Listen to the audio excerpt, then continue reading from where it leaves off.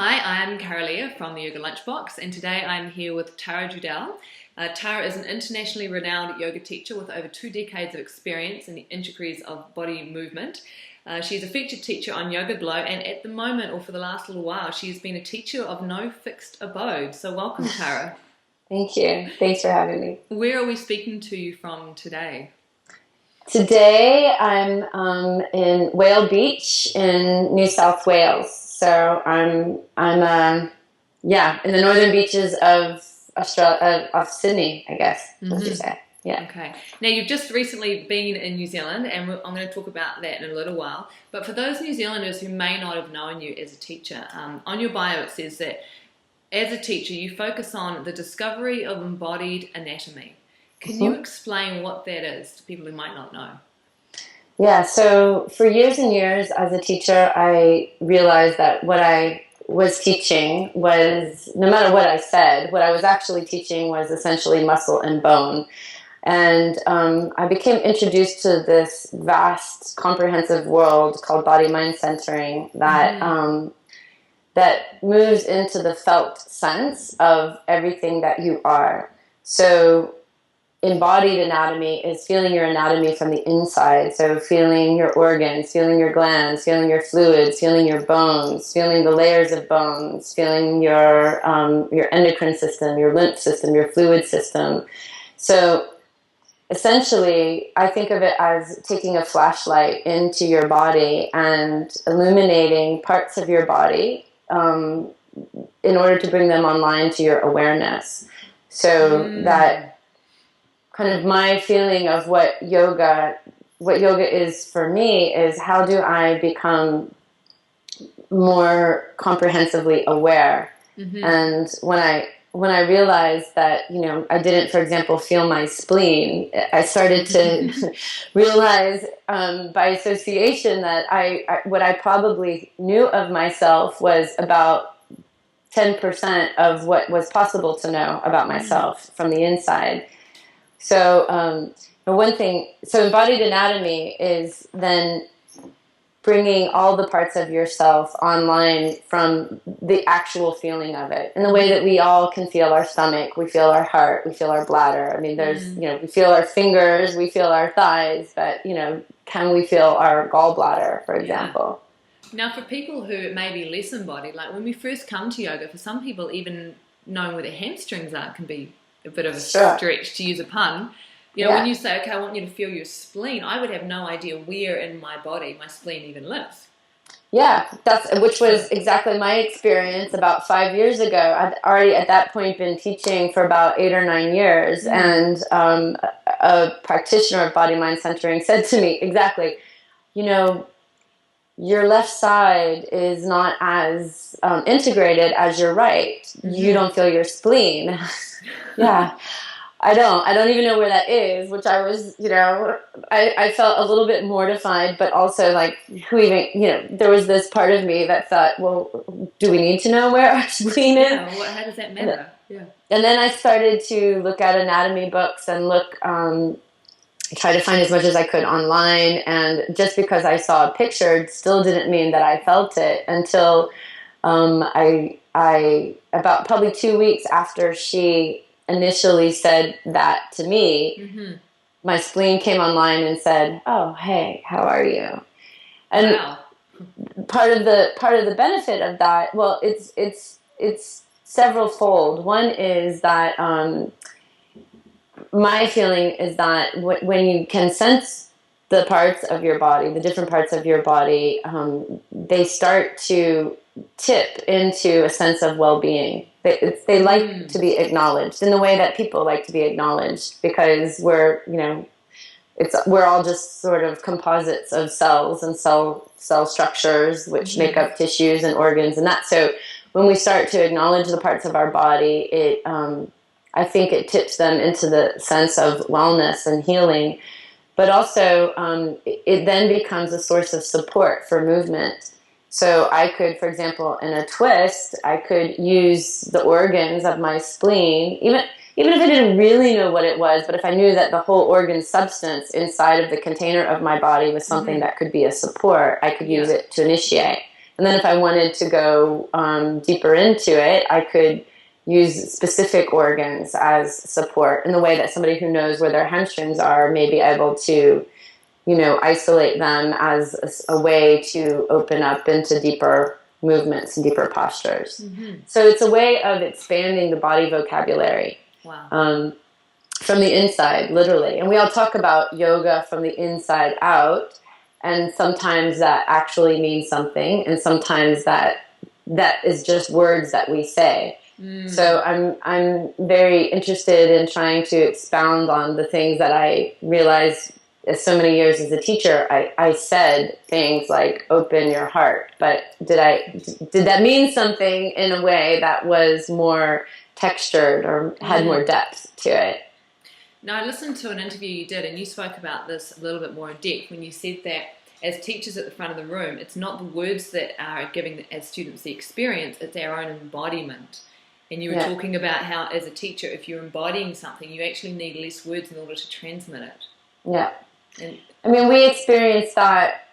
So we experience that, I think, with powerful teachers a lot of the time. For example, Eckhart Tolle is a person that I haven't yet met in person. I'm going to see him soon in a week or so to see him speak. But I've felt it with other teachers where they're living from such a sense of presence, such a sense of what we could call an awakened perspective, which is, I know, mysterious and something that sometimes begs definition, that the words they say and where they come from aren't as important as the energy that is communicated through their being.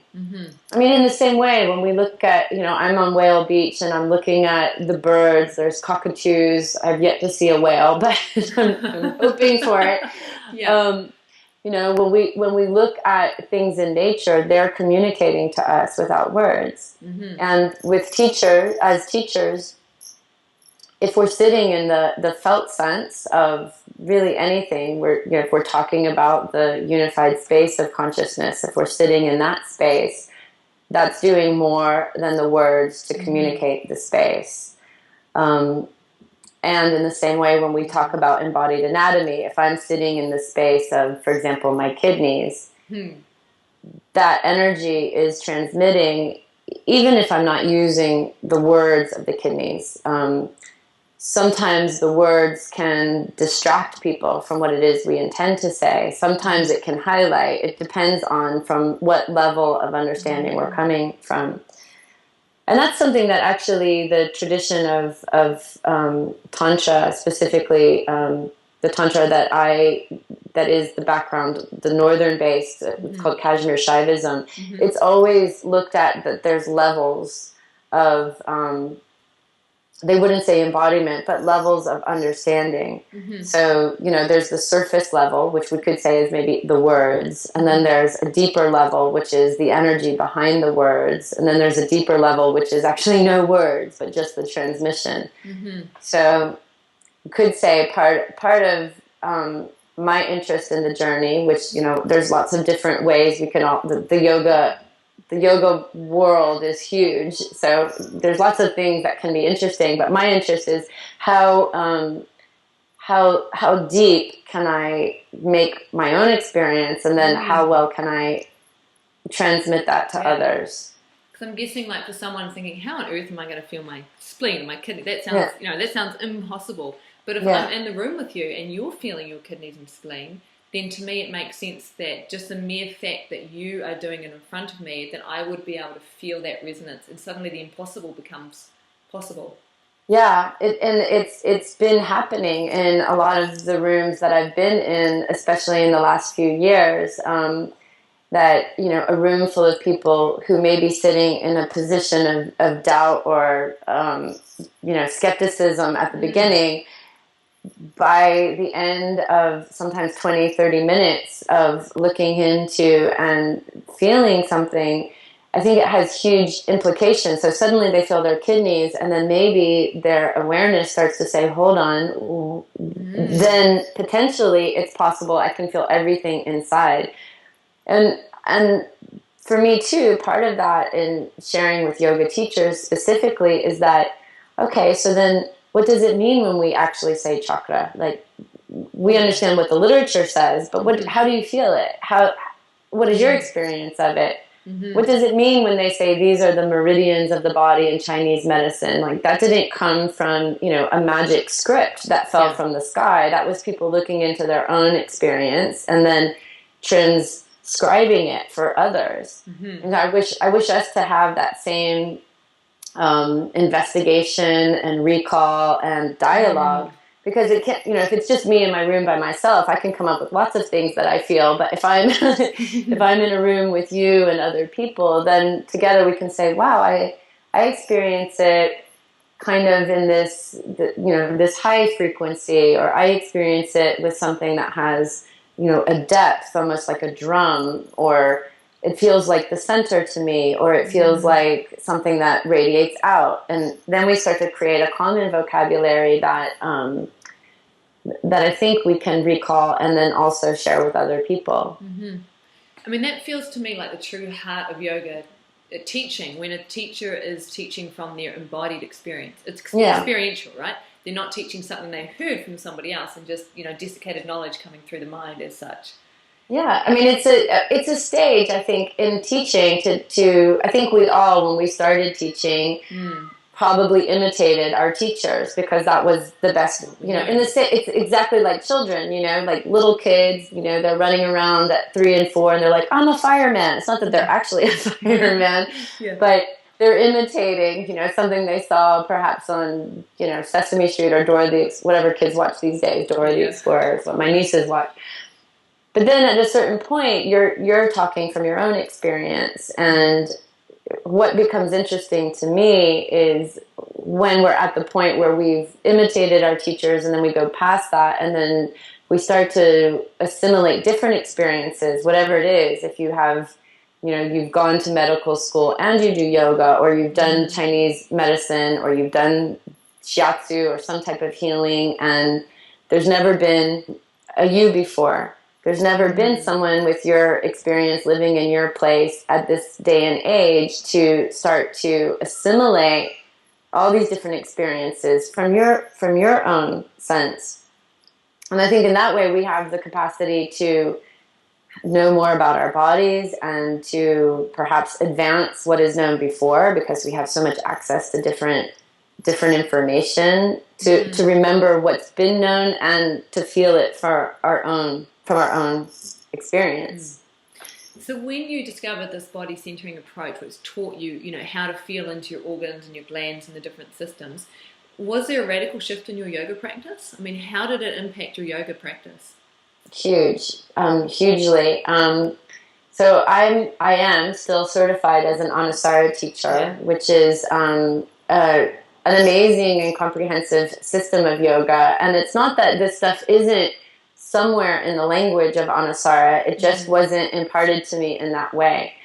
I think my practice became a lot slower, a lot more almost like relearning everything. So I knew the postures from a very physical perspective, but then it literally felt like I went from a very basic cartoon to like a Pixar animated film. That what was my position, what was my experience of movement, and what was my experience of support, and what I could call from or call on as resources inside of my practice became, and still is, constantly infinite. So, for example, in Chaturanga, one thing I like to use a lot is something called the gut tube, which is the primary endoderm layer that goes from your soft palate down to your elimination system. And it's something like how we grow. Or I could use something like the pineal gland to the coccygeal body, which is something I've been teaching, which is, that's the channel that Kundalini literally goes through. And suddenly what is the electrical sense of my body isn't an idea like, oh, there's this weird Kundalini thing that people mysteriously have or don't have, but it's actually substantive places that I can call from. So my interest in super advanced postures became a lot less, and my experience in bridging movement and meditation through any portal of the body, whether it was a gland or an organ or a system of the body, became a lot more. And so practice became infinitely interesting, regardless of what postures were being taught. So and I think it became a lot lighter, and I start to also I feel myself as, I say this a lot, so people who study with me joke that I feel like, I say I feel like a jellyfish, but I feel like more of a water creature that's moving on land with that sense of three-dimensional support and ease in movement, rather than something that's kind of working hard to navigate gravity, but rather looking at everything as even space as a support. That's quite a different way to be embodied. Like when you think about us standing up, like our four limbs, and then how the spine unfolded, etc., and there was that effort to sort of escape from the ground, which is quite different from being fully supported and just like how we have that idea. We had it in the womb, all of us, that buoyancy of liquid. And somebody from the world of body mind centering said, what if you were to be able to use space as a support? And that radically shifted my thinking, like, because inside I'm 99.9% space. Outside that space, it doesn't have to, it can lift me up in the same way that we see birds gliding on the wind, or in the same way we see sea creatures, moving so effortlessly through water. And I wish to be effortless in my movement on land as much as possible, and especially in the the moving meditation that we call yoga, so that it's not so effortful. And I think that helps me. It helps me feel more in a space of meditation while moving. So when you started integrating this into your practice, and then how long did it take before you began to teach it, as it became something that you were offering? Did you sit with it for a while, or did it sort of just naturally come out fairly quickly? So I started being introduced to it about 2009, and I'd already been teaching about 9 years at that time. So I slowly would integrate bits and pieces as I could understand it in my body. Because there's no, there's no point in introducing something. I can't say to you, feel into your kidneys. If I literally don't feel into my kidneys, then it's inauthentic. So as I would kind of grasp parts of it, I wouldn't share it in every class. I had a particular class in Los Angeles at the time where I was living that I called the Practice Lab. And I used, the people who came to that class, which were a particular set of amazing exploratory individuals. I'd say, okay, today we're going to play with moving just from our kidneys. And they were all game to do it. And so it was, it was in the middle of the day. So I guess regular working people couldn't come. It was all my outlier unemployed friends. And, we would, in that space, I would also invite dialogue into the space. So I'd say, when we were in a fixed posture, how do you experience it? What does it feel like? How does it feel? And then we started to build a vocabulary together. Both, it confirmed for me that other people than myself were able to feel it while in movement, and then we started to create a language together to be able to share it with other people. And then I would say it was about a year or two. I still was very slow in terms of how I would roll it out into classes, kind of bridging Anusara and then fitting aspects of body mind centering, which is the whole world this comes from, into the Anusara.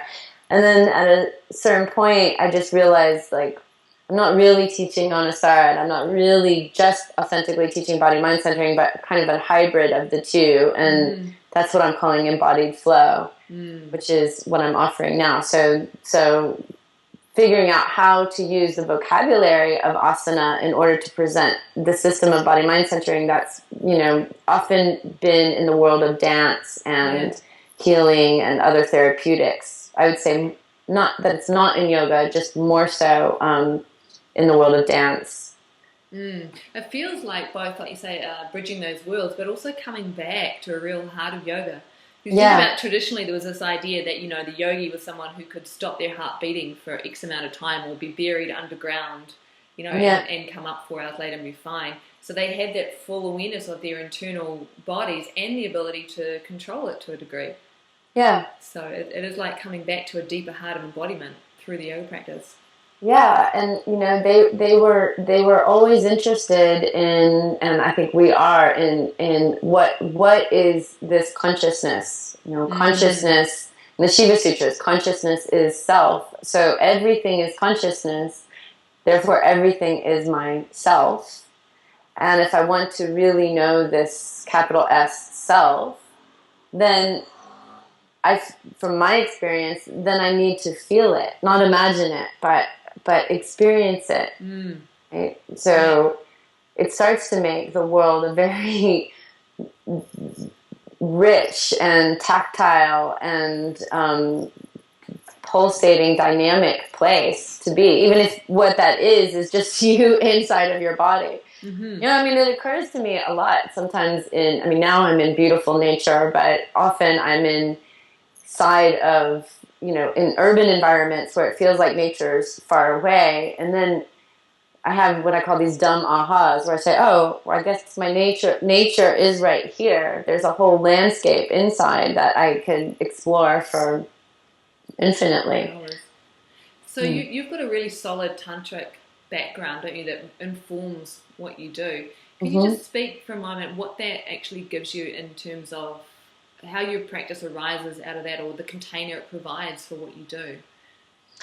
Well, the tantric philosophy, which, and I could say Tantra is really a big, big, big topic. I know that my teachers come very specifically from the northern-based tantric tradition of Kashmir. There's lots of different types of Tantra and tantric teachers. But what mine provides for me is that, Tantra means technology, or to loom or to weave, and it sits, if we were to simplify what it is and what it means, it's that absolutely everything is the same consciousness. It's radically non-dual, meaning nothing is, this unified field is, every single thing is that, is that same one effervescing consciousness. And when I use that as the framework, I think absolutely every single thing in my field is useful.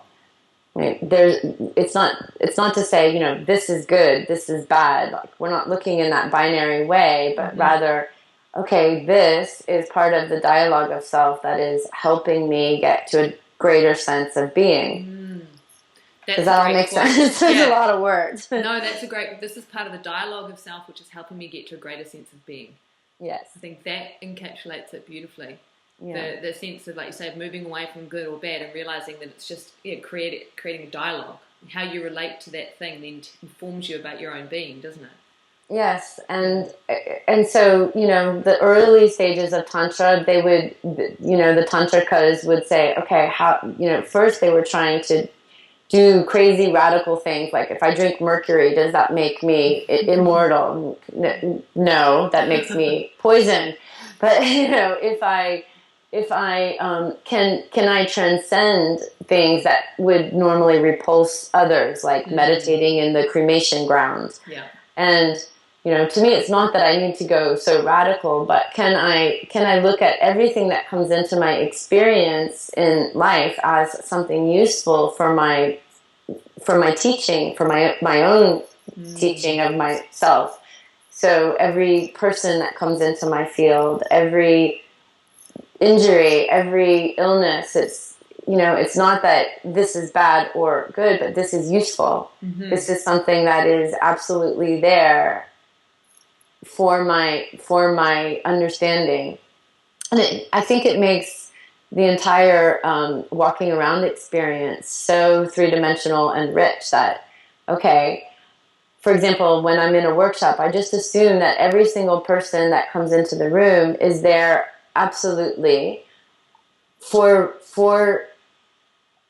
a purpose. We don't know yet what is the purpose. Mm-hmm. Right? They're there as a reflection of myself, as fractals of the self, and whether they are, easy to be in the room with, or even better, if they're more challenging to be in the room with, then that one is the one that's there to wake me up. Mm-hmm. That's part of the dialogue. Mm-hmm. And I think it just also means that, if I'm looking at everything is this same consciousness that seems that it has contracted into the form of, you, me, flower, bird, sky. At a certain point in the seeing, I look at all of it. We're able to look at all of it as the me. Mm. And that makes everything such a wonderful mirror. It's that shift, isn't it, into, I hate to say the word oneness consciousness, but because that's the word, but yeah, it is that shift, isn't it, into the realization that there I am. I'm there, and I'm there, and I'm there. Yeah, I mean, the words are tricky because sometimes they're used and they're overused, and any word can cease to mean what its intention was originally. Mm. But at a certain point, when you're speaking from the felt sense of the experience, then when you grasp for the words, the same ones come. The ones that were cliche. You say, unity consciousness. I don't know what else to say. Yeah, we say Om. We say Shiva space. Like, we try to give it names, but it's that which is beyond words. Mm. So one final question then. As a yoga teacher, like, obviously you're still fairly young. Where do you see yourself in like 10, 20, 30, 40 years? Or, do you have an idea or felt sense of where you might be going or where you would like to go?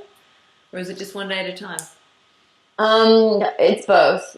I'm always willing. I mean, one of the things that's changed for me a lot in the last, few years is really learning to listen to the inner compass.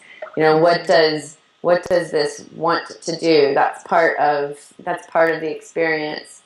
I definitely see books in my future, writing some books, but the bigger application for me is how does this body of experience or this body of information, how do we move it from the container of yoga, or what we're calling yoga class, into bigger fields? So how do we move things? I mean, my ideal vision is that we're creating think tanks. Let's say that this kind of information, this kind of felt sense of being is moving into arenas outside of what we would typically think of as the yoga world, and it starts to influence corporations or heads of corporations or even leaders of governments, so that if they were to have really that felt sense of this is me, this is me, this is me, I think it would influence a lot of the ways that people make decisions about huge financial things that influence the world. Mm-hmm. So how that happens, I don't have the plan. I just have the vision and hope that the right people start to synchronize to make that happen, that kind of shift in the world. That's an exciting thing to contemplate, because I think what you're saying is, I feel the same thing, that it's almost like preaching to the converted all the time when you're showing up at yoga classes and doing this embodied thing, etc., etc. It's like, well, what about the rest of the people who are probably never going to walk into a yoga class? Exactly. And yet could benefit so much from shifting the way they relate to the world. So you see it in pockets. You see in pockets that kind of thinking moving off the mat into the world, which is what some people are really doing, and I think that the more people who let's say get vetted through the world of yoga because that's their experience, then it becomes like, okay, so how do you move it into your places of work? How do you move it into how you relate to the environment? How do you move it out and out and out? And, you know, I think of the Malcolm Gladwell book, The Tipping Point. They say when 10%. 10%, yeah. I hold on to 10%. I say, okay, good. Yoga's spreading, spreading, spreading, spreading. Like, if we can get 10% to really have that sense that every single thing I do moves like a spider web out into consciousness, then, you know, maybe that will shift the way we think as a species. I love it. Hold that vision. Hold that vision. Yeah, we will. Awesome, Tara. Thank you so much for talking to the Yoga Lunchbox. It's been such a pleasure to have you on here. Oh, thank you. Go well. You as well.